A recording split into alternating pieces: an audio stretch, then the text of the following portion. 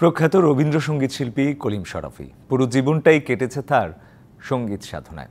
রবীন্দ্রসঙ্গীত ছাড়াও কণ্ঠ দিয়েছেন বহু দেশাত্মবোধক গান ও গণসঙ্গীতে, ছিলেন যুদ্ধাপরাধীদের বিচারের দাবিতে সোচ্চার, যুক্ত ছিলেন জাহানারা ইমামের নেতৃত্বে গঠিত ঘাতক দালাল নির্মূল কমিটির সদস্য হিসেবেও। গেল ৮ই মে ছিল এই বরেণ্য শিল্পীর জন্মশতবার্ষিকী। দেশে রবীন্দ্রসঙ্গীতের আকাশে কলিম শরাফী এক ধ্রুব নক্ষত্র। ১৯২৪ সালে ভারতের বীরভূমে জন্ম নেয়া এই শিল্পী বাংলাদেশে আসেন ৬০-এর দশকে। এরপর থেকে কলিম শরাফী হয়ে ওঠেন সঙ্গীত প্রেমীদের আপনজন। জন্ম শতবর্ষ উপলক্ষে জাতীয় জাদুঘরে কলিম শরাফীকে নিয়ে প্রদর্শিত হয় প্রামাণ্যচিত্র। এতে উঠে আসে তার জীবন, সঙ্গীত সাধনা, অন্যায় অবিচারের বিরুদ্ধে অবস্থান সহ নানা কিছু।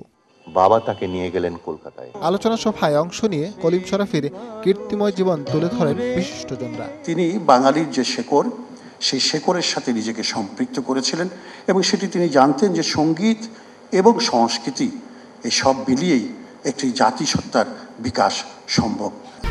১, ২, ৩ ঢাকায় জমি জিতে নিন ১০০% ক্যাশব্যাক সহ ২০ কোটি টাকার পুরস্কার।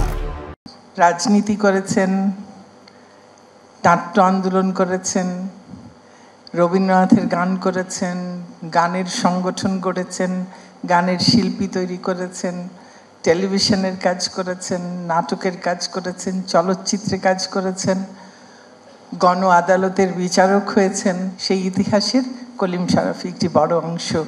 পরে কলিম শরাফীর স্মরণে মনোজ্ঞ সঙ্গীতানুষ্ঠান উপভোগ করেন অতিথিরা।